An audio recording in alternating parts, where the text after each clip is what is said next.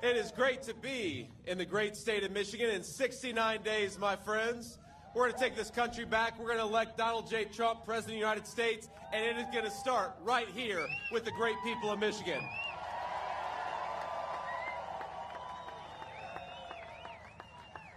Now, last week, the biggest heist in American history happened right under Kamala Harris's nose. Somebody stole 818,000 jobs that she and Tim Walz have been bragging about. Y'all see that? Where'd they go? Now, you may not have heard this because our friends in the back, the media, doesn't like to talk about it, but what really happened is this. The Harris administration had to admit that more than a quarter of all the jobs that had supposedly been created last year were actually fake. They never existed. It was the biggest revision to the job numbers since the financial crisis back in 2008, 2009. In other words, what it means is they are cooking the books to hide how bad the economy really is under Kamala Harris.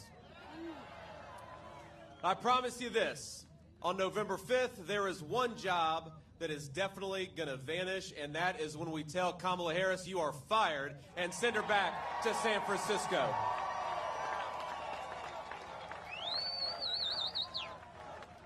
Now,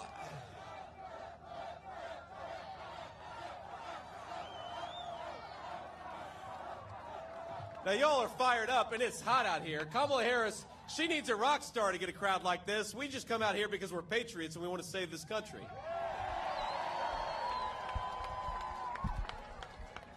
Now, Kamala, I don't know if you noticed, if you paid attention to the news lately, Kamala has decided that the American people don't like her policies, and she's exactly right about that.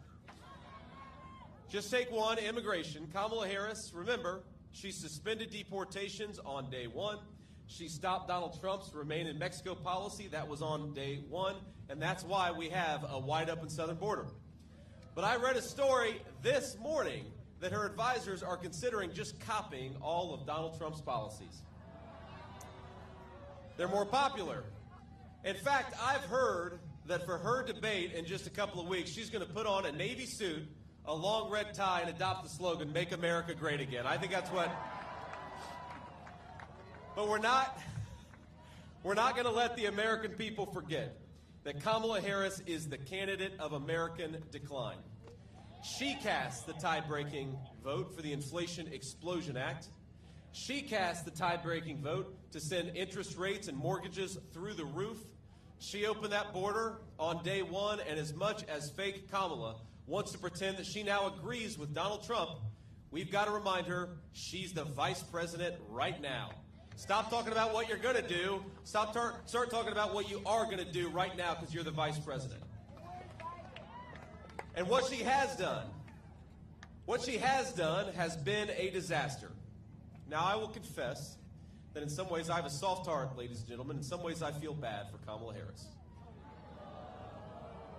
They don't. You don't. But I'm not sure that this is a woman who knows what she actually believes. She is, if you think about it, she's just a cog in the wheel of a very corrupt system.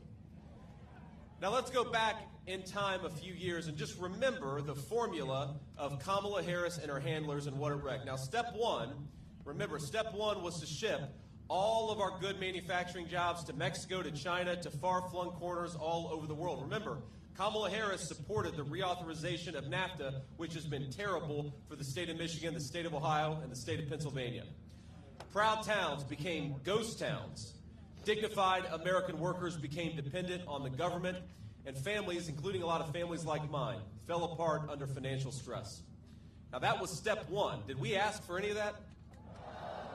Now here's step two. Step two is open our border to millions of illegal immigrants. And into that void of joblessness, poured drugs and a lot of cheap labor.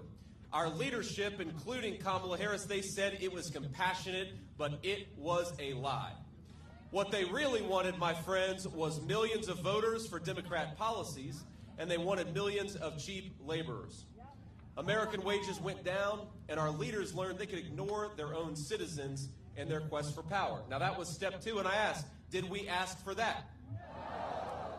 Now, the next step was a lot of stupid foreign policy. Our leaders couldn't deliver prosperity, but they could deliver war and conflict.